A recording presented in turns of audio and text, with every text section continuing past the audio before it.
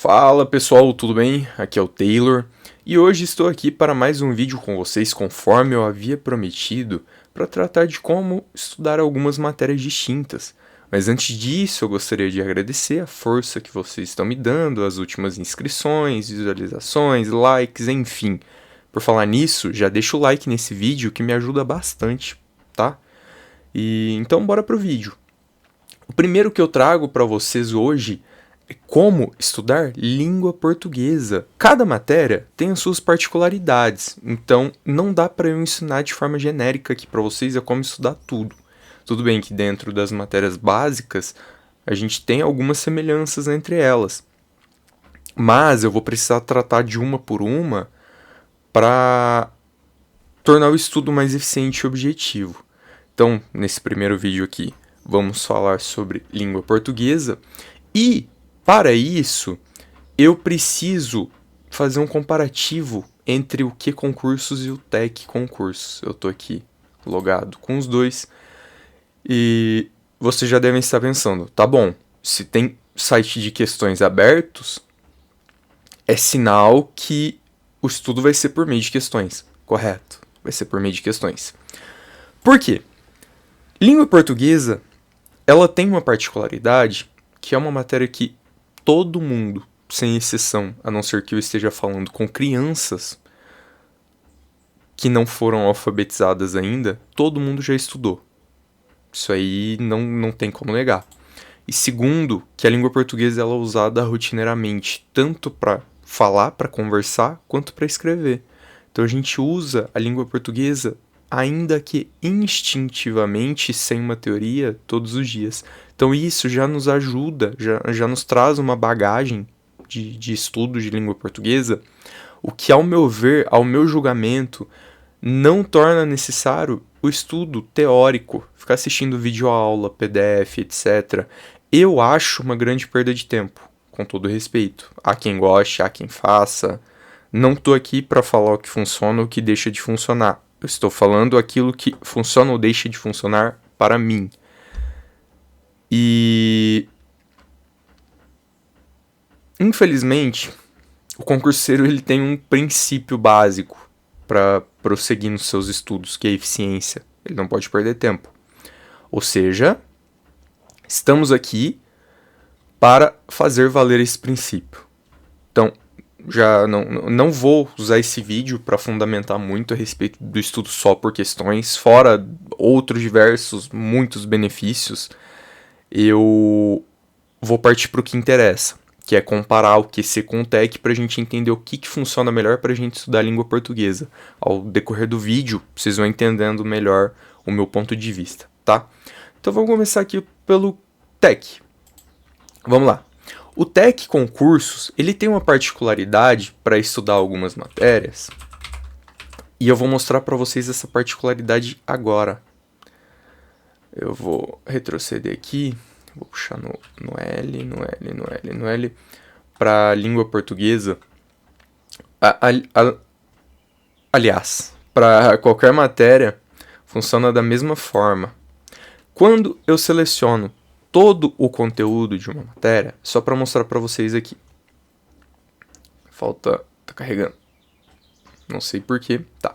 Quando eu vou selecionar alguma banca específica aqui, que no caso aqui eu estudo, só para ficar um pouco menor aqui.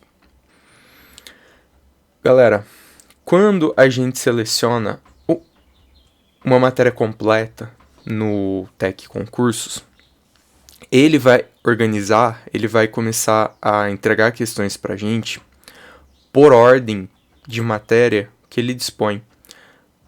Como assim? Veja que aqui são 13.548 questões. Primeira matéria, ortografia. Então, ele vai entregar aqui para mim agora todas as questões de ortografia, ó, tudo de ortografia, até passar para a próxima matéria que seria fonética. Então ele vai entregar tudo, ó. Não sei até onde vai, mas eu imagino que sejam bastante. Então, ele vai passar todas as questões de ortografia até passar para o próximo assunto, que seria fonética. Aí ele vai passar todas as questões de fonética até ir para o próximo assunto, que seria morfologia. Como é que isso funciona no QC Concursos? Eu vou fazer a mesma coisa. Aqui eles usam. Eu vou selecionar 2 filtros só, que é português, que na verdade já está selecionado, e a banca, que é FCC. Vou selecionar isso e vou filtrar, para vocês entenderem a diferença.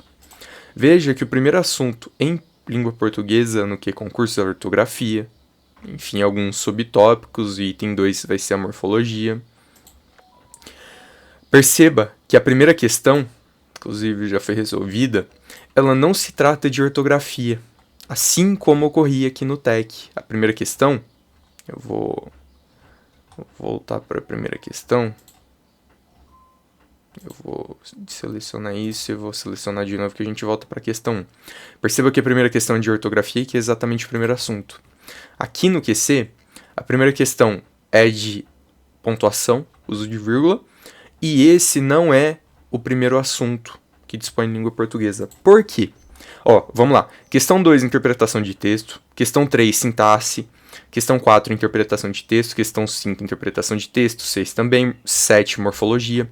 Perceba que o QC, quando você seleciona uma matéria completa, não seleciona um tema dentro da matéria, ele começa a dispor para você questões de forma aleatória. Não exatamente, mas você começa a pegar questões de diversos assuntos ao mesmo tempo. O QC, quando ele cadastra a questão, ela passa a aparecer aqui. E elas aparecem aqui em ordem de cadastro. Então, por exemplo, saiu uma prova, TRT15, de São Paulo. Eles vão cadastrar todas as questões no QC.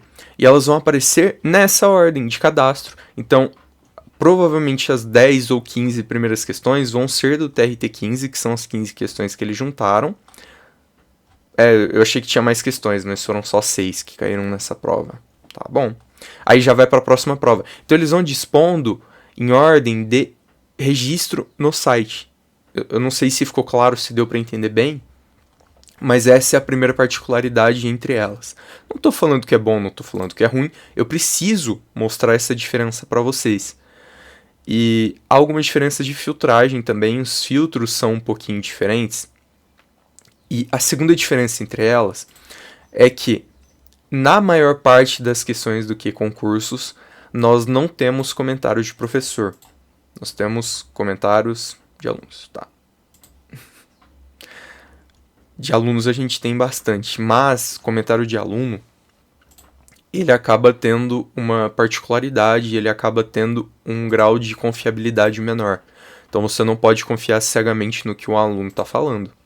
Ao passo que todas as questões do TEC Concursos, ou melhor, todas não, mas 90% das questões possuem comentários de professores. Inclusive que são comentários melhor fundamentados, são comentários mais elaborados.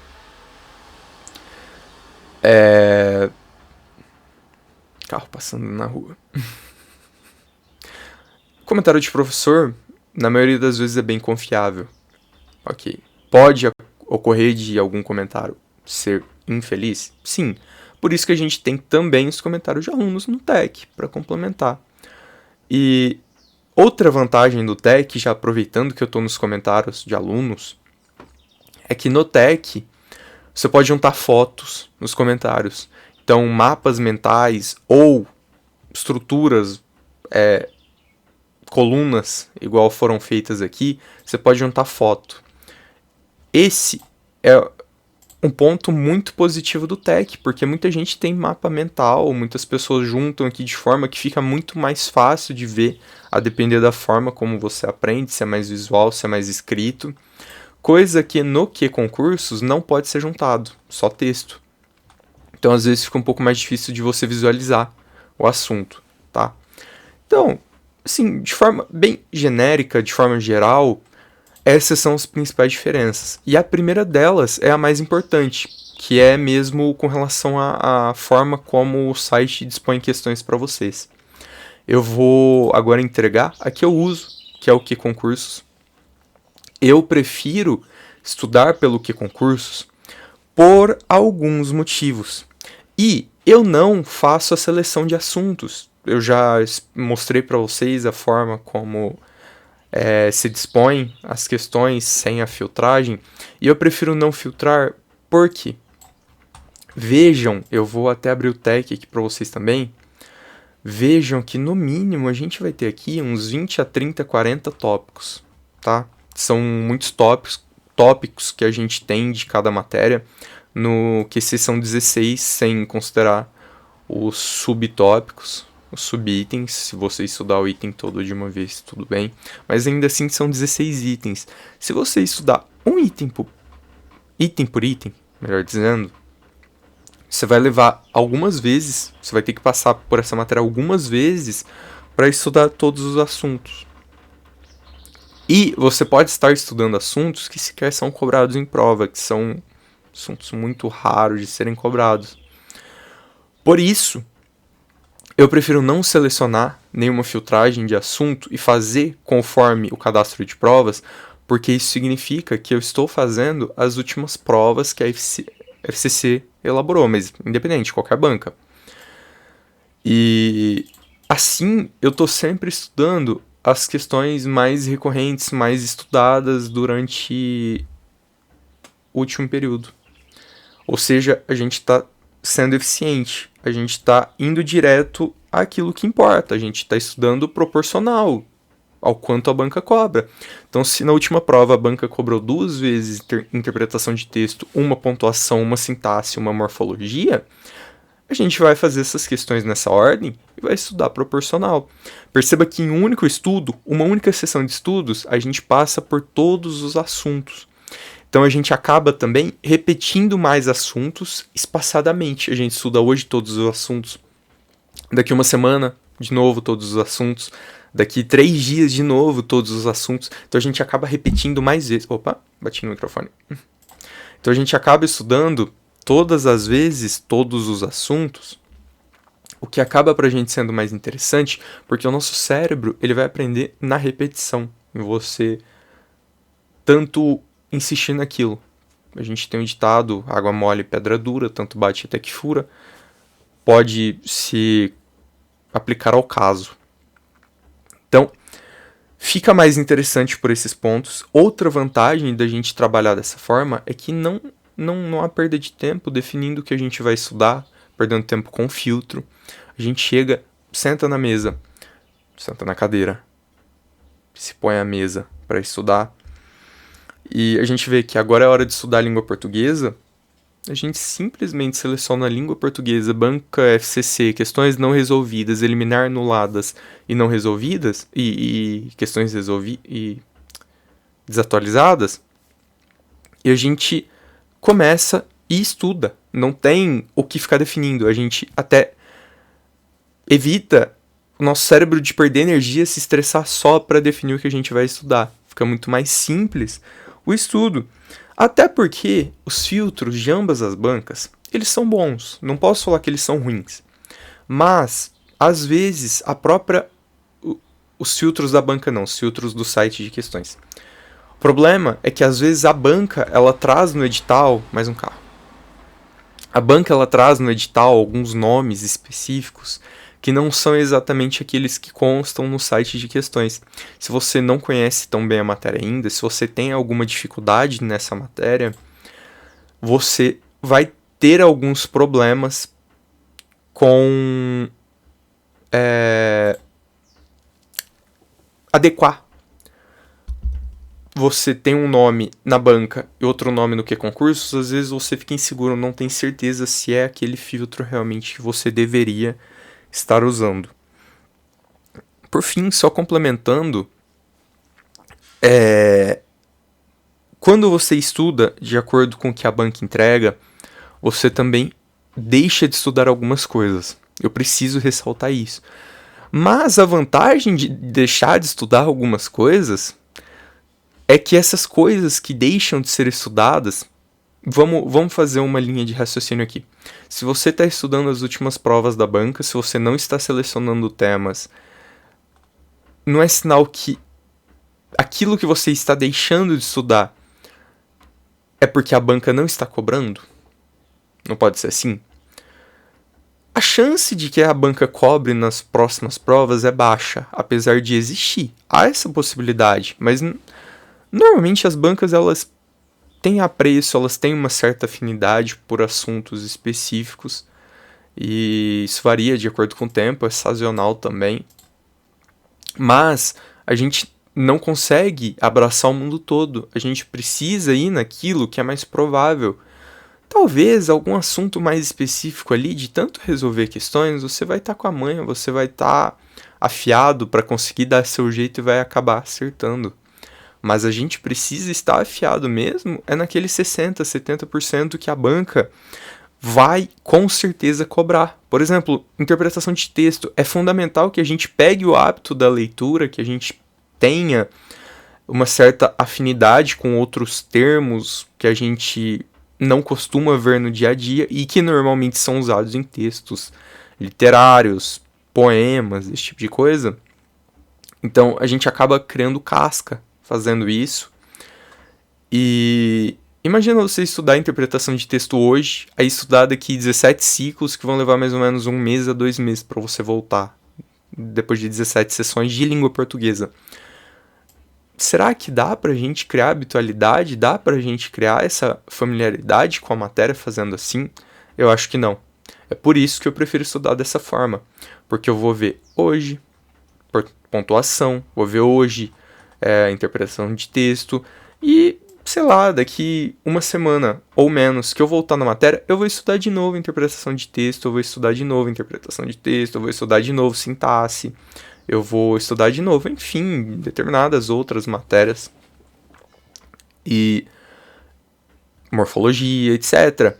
Então, para mim, em todo esse tempo eu já testei algumas maneiras diferentes, mas foi com essa que eu acabei evoluindo mais rápido, sobretudo em uma preparação pós-edital, e deu certo. Na última prova da VUNESP, salvo engano, eu fiz 21 questões de 24 e já tinha feito uma anteriormente que foi anulada, que eu tinha feito as 24 questões.